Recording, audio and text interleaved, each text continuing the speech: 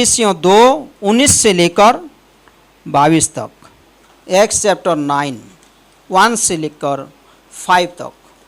Saul जो अब तक प्रभु के चेलों को धमकाने और घात करने की धुन में था, महायाजक के पास गया और उससे दमिश्क के आराधनालयों के नाम पर इस अभिप्राय की चिट्ठियां मांगी कि क्या पुरुष क्या स्त्री जिन्हें वह इस पंथ पर पाए उन्हें बांधकर यरूशलेम ले आए। परंतु चलते चलते जब वह दमिश्क के निकट पहुंचा तो एकाएक आकाश से उसके चारों ओर ज्योति चमकी और वह भूमि पर गिर पड़ा और यह शब्द सुना, हे साउल तू मुझे क्यों सताता है। उसने पूछा, हे प्रभु तू कौन है। उसने कहा, मैं यीशु हूँ जिसे तू सताता है। आइए प्रार्थना करते हैं। परमेश्वर धन्यवाद देते हैं ये सुंदर संगति के लिए। आपकी पवित्र उपस्थिति में हम ये संगति रखे हैं। हम नम्र होते हैं आपके चरणों पे यीशु मसीह। आप बातें करते हैं, आप बातें कीजिए, अगुवाई कीजिए, ये समय को आशीषित कीजिए। परमेश्वर सारे आदर महिमा आपको देते हैं। यीशु मसीह के नाम से ये प्रार्थना विनती मांगते हैं, आमीन। हम सब लोग जानते हैं जो प्रेरित का 9, ये जो 1 से 5 तक हम पढ़ा, ये हमारे क्रिश्चियन हिस्ट्री में बहुत बड़ा अद्भुत घटना है। हमारे मसीह का जो इतिहास है, ये क्रिश्चियन हिस्ट्री में, इतिहास में ये एक बहुत बड़ा घटना है। और यहाँ पर एक परमेश्वर का जो बहुत बड़ा चमत्कार होता है एक व्यक्ति के ऊपर। जो व्यक्ति वो मसीह विरोधी था, मसीह लोगों को सताता था। हम पढ़ते हैं एक्स चैप्टर 1 से 8 तक कि परमेश्वर का कार्य वृद्धि हो रहा है, परमेश्वर का कार्य हो रहा है। पवित्र आत्मा अभी आया है। यीशु मसीह स्वर्गारोहण के बाद पवित्र आत्मा आया है धरती पे, और पवित्र आत्मा इंडवेल करता है विश्वासी के हृदय के अंदर और बहुतायत से कार्य कर रहा है। अभी सुसमाचार फैल रहा है, बहुत सारे लोग उद्धार में आ रहा है, लेकिन उसके साथ बड़ा क्लेश का बात भी हो रहा है, वो बड़ा तकलीफ का बात हो रहा है। जैसे कि साउल एक व्यक्ति जो हाईली एजुकेटेड था उस समय में, और वो क्या करता है, मसीह विरोधी था, मसीह लोगों को जेल में डालता था, परेशान करता था। तो अभी पास्टर काल ये वचन बोले थे कि जब ये सॉल, बाद में उसका नाम पौल हुआ, तो ये सॉल जब काम कर रहा था वो वाइल्ड एनिमल के जैसा था। यहाँ पर लिखा गया है कि वो प्रभु के चेलों को धमकाने और घात करने की धूम में था। ये बहुत अद्भुत है। वो धुन में था ताकि लोगों को सिर्फ मारे, लोगों को सिर्फ काटे। जो मसीह को विश्वास करता है, यीशु मसीह पर विश्वास करता है, क्रिश्चियन बनता है, उनको वो सताए। ये सॉल का कार्य था। वो वाइल्ड एनिमल के तरह कार्य करता था। उसको कोई खून खराबा में डर नहीं था, परेशान करने में डर नहीं था, क्योंकि लोग यीशु मसीह पर विश्वास कर रहे थे। लेकिन वहां पर देखिए, वो महायाजक से एक चिट्ठी लेता है, लेटर लेता है, ताकि वो दमिश्क के पास जाए। वो एक जगह को जाए जहां पर वहां पर देखेगा कि बहुत सारे लोग, कोई भी यीशु मसीह पर विश्वास करता है तो उनको वो फिर सताएगा, उनको भी जेल में डालेगा। तो वो रास्ते पे जब जा रहा था दोपहर के समय में परमेश्वर उसको दिखाई दिया, और परमेश्वर जब दिखाई दिया उसका जीवन वहां पर परिवर्तन होता है। Praise the Lord. परमेश्वर को जब वो मिलता है, यीशु मसीह जब उसके जीवन में प्रकट होता है, उसका जीवन परिवर्तन होता है। देखिए आगे वर्ष 3 में, परंतु चलते चलते जब वह दमिश्क के निकट पहुंचा तो एकाएक आकाश से उसके चारों ओर ज्योति चमकी। दोपहर में ऐसा ज्योति चमका कि और देख भी नहीं पाया। आगे का चैप्टर में पढ़ेंगे तो वो क्या हो गया है, ब्लाइंड हो गया है, वो अंधा हो गया है। परमेश्वर ऐसा काम किया। 4 में देखिए, और वह भूमि पर गिर पड़ा और यह शब्द सुना, हे साउल तू मुझे क्यों सताता है। हम वर्ष 1 में पढ़ा कि प्रभु के चेलों लोगों को जो यीशु मसीह पर विश्वास करता है, जो मसीह में आते हैं गिनती में, वो लोगों को घात करने में, वो लोगों को परेशान करना में जुड़ा हुआ है। लेकिन यहां पर यीशु मसीह क्या बोलता है? हे साउल, तू मुझे क्यों सताता है? यीशु मसीह बोलता है, तू मुझे क्यों सताता है? 5 में उसने पूछा, हे प्रभु तू कौन है? उसने कहा, मैं यीशु हूं जिससे तू सताता है। मैं यीशु मसीह हूं जिसके कारण तू ये लोगों को तू सता रहा है। मैं यीशु हूं, तू मुझे सता रहा है। यहां पर एक बहुत बड़ा सोचने की बात है। यीशु मसीह यहां पर क्यों कहता है कि तू मुझे सता रहा है? ये विश्वासी लोगों को सता रहा था, चेलों लोगों को सता रहा था, वो चर्च को सता रहा है, लेकिन यीशु मसीह कहता है तू मुझे सता रहा है। ये कितना अद्भुत बात है कि जब विश्वासी क्लेश में जा रहा है, जब विश्वासी तकलीफ में जा रहा है, यीशु मसीह वो कहता है कि तू मुझे क्लेश दे रहा है, तू मुझे तकलीफ दे रहा है। सोचिए उसके बारे में। इसका मतलब ये है प्यारे भाई और बहनों, ये बहुत इंपॉर्टेंट है कि जब आप कोई तकलीफ में गुजरते हैं, परेशानी में गुजरते हैं, परमेश्वर के पास आइए, क्योंकि यीशु मसीह आपका तकलीफ को, परेशानी को जानता है। यहां पर जो चर्च, कलीसिया जो गुजर रहा था क्लेश में, यीशु मसीह अपने पर वो लेता है कि तू कलीसिया को क्लेश दे रहा है, कलीसिया को तकलीफ दे रहा है, तू मुझे तकलीफ दे रहा है, तू मुझे परेशान कर रहा है। जैसे कि हम लास्ट फ्राइडे में इन्विटेशन रिसीव किया और गए थे वो चर्च फाउंडेशन डे के लिए, तो वहाँ पर हम प्रचार किया था ये बातों। मत्ती का 16 में यीशु मसीह वो पतरस को कहता है कि लोग मेरे बारे में क्या कहते हैं, मैं कौन हूँ, वो लोग क्या सोचते हैं मेरे बारे में। तो कोई लोग बोल रहे हैं कि वो जेरेमाया है, कोई एलिजा है, या वन ऑफ द प्रॉफिट बोल के कहते हैं। लेकिन यीशु मसीह चेलो लोगों को बोला कि तुम लोग मेरे बारे में क्या सोचते हो, मैं कौन हूँ, तुम क्या कहते हो। और on behalf of the disciples जब पतरस कहता है कि यीशु तू तो जीवित परमेश्वर का पुत्र है, तब तो यीशु मसीह उसके ऊपर आशीष प्रोनाउंस करता है, बोलता है कि ब्लेसेड आर यू साइमन, धन्य हो साइमन कि तुझे जो बातें अभी प्रकट हुआ है ये तेरे हृदय से नहीं आया, तेरे मन से नहीं आया है, लेकिन मेरे पिता परमेश्वर जो स्वर्ग में है वो तुझे प्रकाश किया है और तू वो बातें बोल रहा है। इसके बाद यीशु मसीह कहता है तू पतरस है, तू एक छोटा पत्थर है। अच्छे से आप पढ़ेंगे तो वो वचन को, लेकिन ये चट्टान अपने पर वो दर्शाता है, कहता है ये चट्टान के ऊपर मैं कलीसिया बांधूंगा। ये चट्टान जो यीशु मसीह के ऊपर वो, तो इसलिए मैं बोल रहा था वहां पर कि यीशु मसीह बिल्डर भी है और यीशु मसीह फाउंडेशन भी है। Praise the Lord. यीशु मसीह चर्च को बनाता है और खुद उसके ऊपर भी बनाता है। ये बहुत अद्भुत है, क्योंकि यहाँ पर ये वचन को आप पढ़ेंगे प्रेरित का 9:1-5, तो यीशु मसीह क्या कहता है, ये चर्च को जो क्लेश हो रहा है, ये परेशानी जब हो रहा है, क्लेश तकलीफ आ रहा है, वो बोलता है कि मुझे तू सता रहा है सोल, तू मुझे सता रहा है। चर्च, ये बहुत खूबसूरत बात है। आज का वचन आप अच्छे से सुनिए और घर लेकर जाइए ये सोच को। चर्च बहुत इंपॉर्टेंट है। हम लास्ट टाइम भी सुना था 2 संडे से पहले, एफिसियों का 3, 7, 8, 9, 10, 11, 12, 13 पढ़ोगे तो वहां पर लिखा गया है कि ये परमेश्वर का गुप्त रहस्य प्रकट हुआ। एपोस्टल, प्रेरित, भविष्यत वक्ताओं के द्वारा ये रहस्य प्रकट हुआ, क्योंकि ज्यूस लोग, वो लोग सोचते थे कि मसीहा जो आएगा वो लोगों के लिए आएगा। यहूदी लोग सोच रहे थे मसीहा आएगा वो लोगों के लिए सिर्फ आएगा, लेकिन परमेश्वर का महिमा हो कि सुसमाचार विजाति लोगों के पास आया, हम लोगों के पास आया, और बीइंग ओबीडियंस, जब हम आज्ञाधीन बने, हम वो मसीह लोगों के साथ जोड़ गए। Praise the Lord. तो हम एक हो गए, क्योंकि सुसमाचार का कार्य ये हमारे जीवन में काम करने लगा। परमेश्वर का स्तुति हो, हम सब लोग अभी एक हुआ है। इसीलिए हम पढ़ा चर्च, ये बहुत खूबसूरत है। ये चर्च क्या होता है, चर्च में मेरा शामिल कैसा हूँ, मैं कैसे इन्वॉल्व हूँ।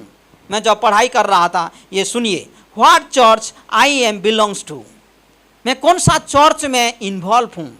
Does it matter what church I am belong to? कौन सा चर्च में मैं जाता हूँ, क्या ये मैटर है? क्या ये बड़ा बात है?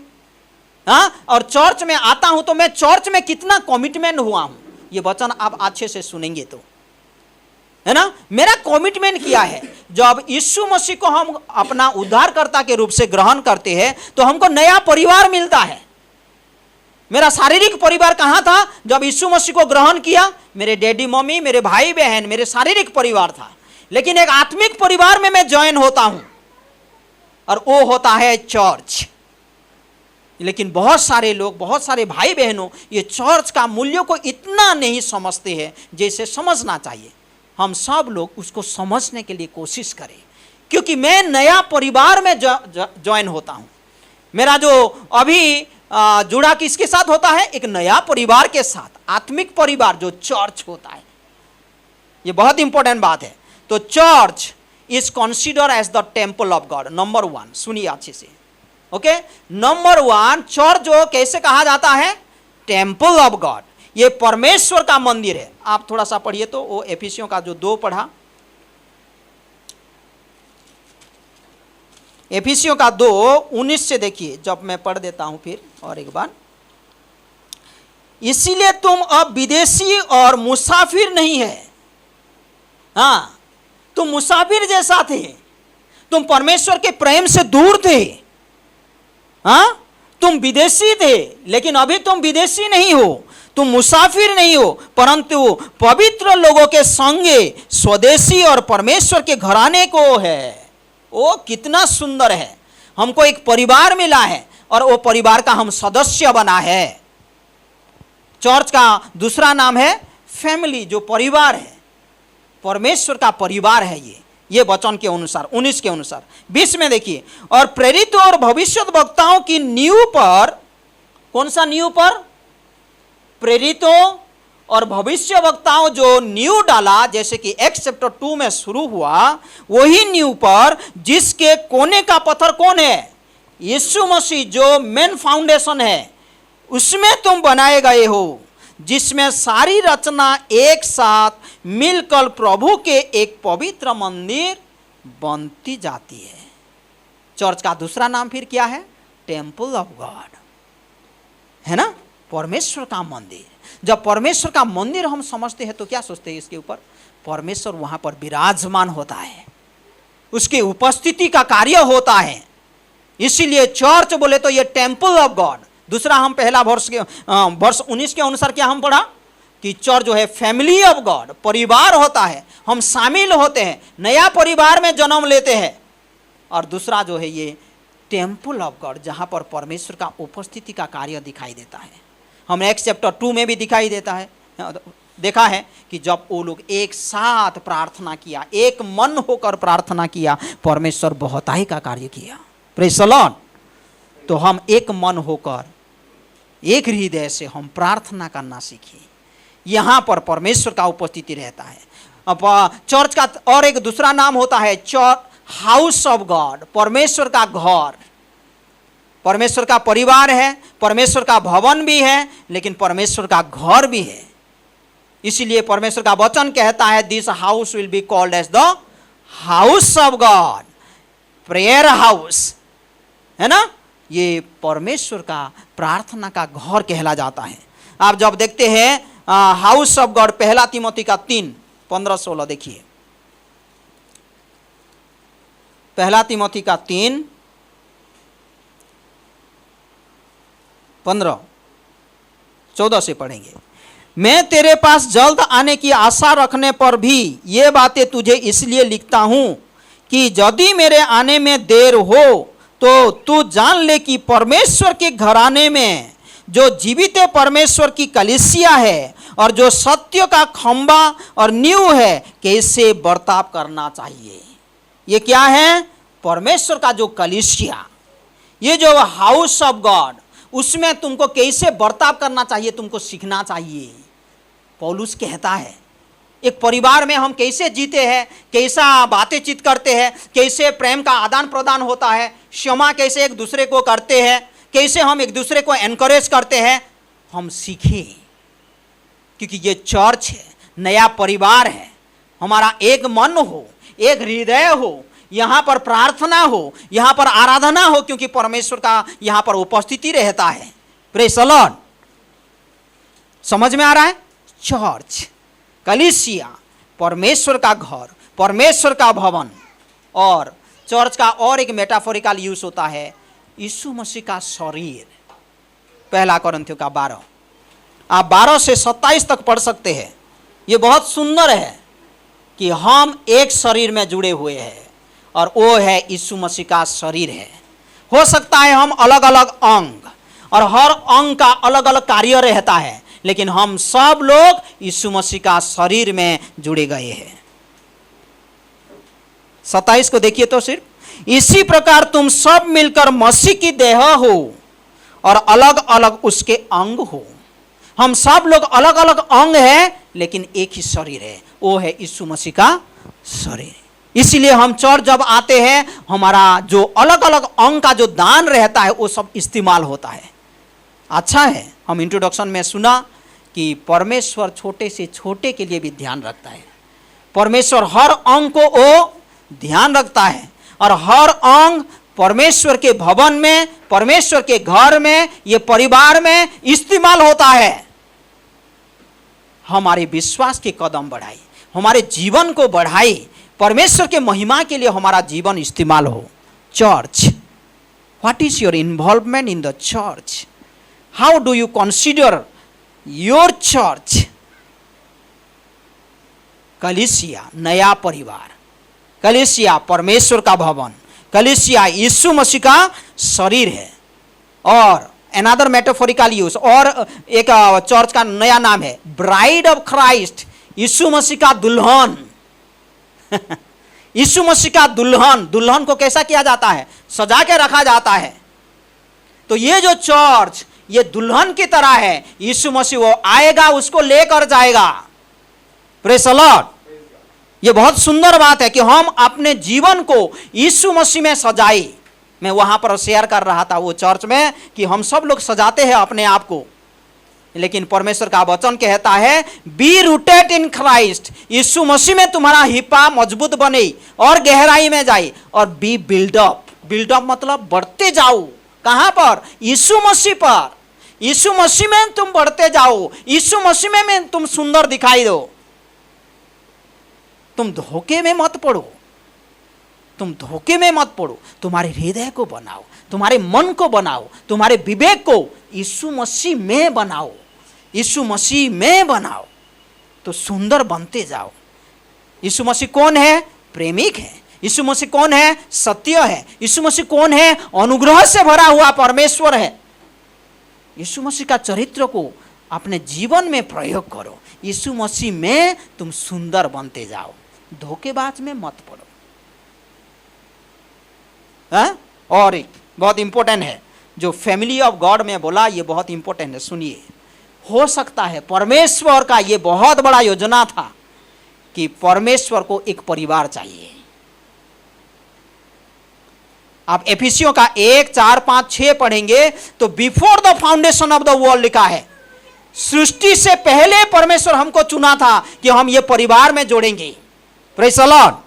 तो परमेश्वर को ये परिवार की जरूरत है कि ये परिवार के साथ वो रहना चाहता है। ये परिवार का वो हेड है। परमेश्वर का वचन कहता है यीशु मसीह जो ये कलीसिया की हेड है, वो मुख्य है, वो केंद्र है, उसको ये परिवार चाहिए।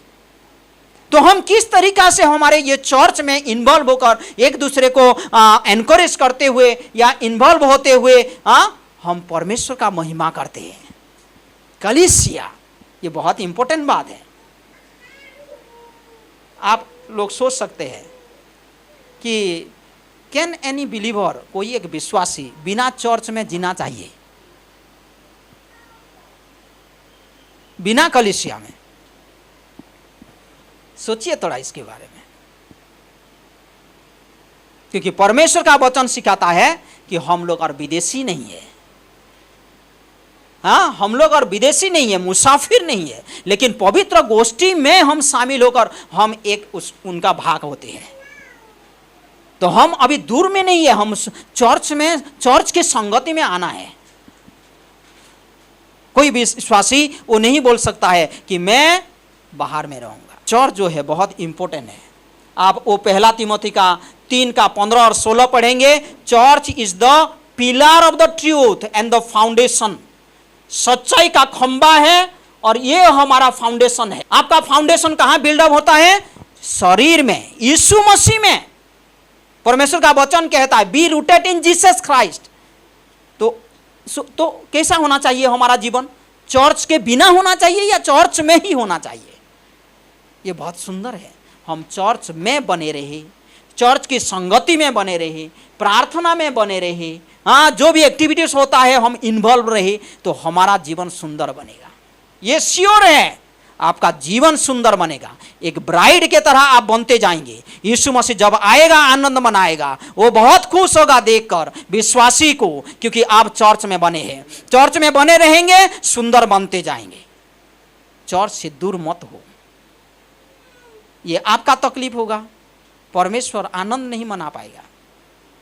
ये बहुत इंपॉर्टेंट बात है कि हम चर्च में इन्वॉल्व हो। इसीलिए यीशु मसीह बोला कि सौल तू मुझे सता रहा है, क्योंकि कलीसिया के लिए एक वचन पढ़िए, प्रेरित का 20 का 28। ये जो वचन है ये एफिसिया चर्च का पास्टर्स एल्डर लोगों को पौलुस कहता है। अभी वो लोगों से दूर जाने वाला है, तो लास्ट वचन यही था। और उस टाइम वो क्या बोल रहा है 28 में देखिए, मैं हिंदी में पढ़ लेता हूं। इसीलिए अपनी और पूरे झुंड की चौकसी करो। पास्टर एल्डर्स को कहता है कि तुम्हारे झुंड की चौकसी करो, वो लोगों को वॉच करो, वो लोगों को देखभाल करो, जिसमें पवित्र आत्मा ने तुम्हें अध्यक्ष ठहराया है। ये परमेश्वर का आत्मा का कार्य है कि तुमको अध्यक्ष ठहराया है कि तुम परमेश्वर की कलीसिया की रखवाली करो, जिससे उसमें अपने लहू से मोल लिया है। चर्च को कैसे करके परमेश्वर खरीदा है? अपना लहू के द्वारा खरीदा है, अपना कीमती लहू दिया है। वो परमेश्वर जो पवित्र था, वो पवित्र लहू देकर वो चर्च को खरीद लिया है। इसीलिए सौल को जब कहता है हे सौल तू मुझे क्यों सता रहा है, सौल कहता है तू कौन है प्रभु? लेकिन यीशु मसीह कहता है मैं यीशु हूं जिसको तू सता रहा है। लहू के द्वारा देकर एक कलीसिया को बनाया है परमेश्वर, तो क्या उसका देखभाल नहीं करेगा? उसका मूल्य को हम समझें, चर्च की मूल्य को समझें और चर्च में हम बने रहें। और ये श्योर है आप चर्च में बने रहेंगे, परमेश्वर आपको बहुताई से अपनी इच्छा के अनुसार वो सुंदर बनाएगा। आप ब्राइड के तरह एक सुंदर दुल्हन बनेंगे। यीशु मसीह आएगा, आनंद मनाएगा आपको मिलने में। आमीन। परमेश्वर हम सभी को बहुताई से आशीष करे। आइए प्रार्थना करते हैं। परमेश्वर धन्यवाद देते हैं ये सुंदर समय के लिए। आपका वचन अद्भुत है, जो दो धारी तलवार से भी तेज है। परमेश्वर हमारे हृदय में कार्य करे। परमेश्वर हम नम्र होते हैं, हमको मदद कीजिए परमेश्वर हमारे कमजोरियों में। आपकी सामर्थ्य दीजिए परमेश्वर, ताकि आपका वचन को विश्वास के साथ हम आपका वचन लेकर आगे बढ़ेंगे। यहाँ पर कोई भी भाई बहन है परमेश्वर कमजोर है, आप जानते हैं।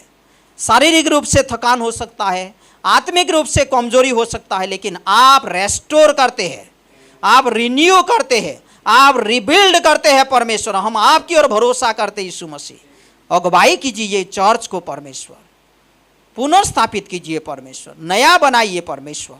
यही हमारा प्रार्थना है। और कोई भी यहाँ पर यीशु मसीह को ग्रहण नहीं किया है, तो हम आपको बोलना चाहते हैं, आपको परमेश्वर उसके दिल के करीब रखना चाहता है। वो आपको चाहता है। यीशु मसीह को जानिए। यीशु मसीह जो आपके लिए लहू बहाया क्रूस में, उसको अपनाइए। जब आपके पापों को आप अंगीकार करेंगे, यीशु मसीह का कुर्बानी को अंगीकार करेंगे, आपका उद्धार होगा। क्योंकि यीशु मसीह ने कहा मैं सत्य हूँ, मार्ग हूँ, मैं जीवन हूँ। आपका जीवन यीशु मसीह में सुरक्षित रहेगा। धन्यवाद देते हैं परमेश्वर। ये कलीसिया को आप बहुमूल्य लहू के द्वारा बनाया है, खरीद लिया है। स्तुति करते हैं परमेश्वर, आराधना करते हैं। हम सभी को अगुवाई कीजिए, बातें कीजिए दिन प्रतिदिन में। धन्यवाद देते ये सुंदर वचन के लिए। आगे का समय को आपके हाथों पे सौंपते हैं, अगुवाई कीजिए। यीशु मसीह के नाम से ये प्रार्थना विनती मांगते हैं, आमीन।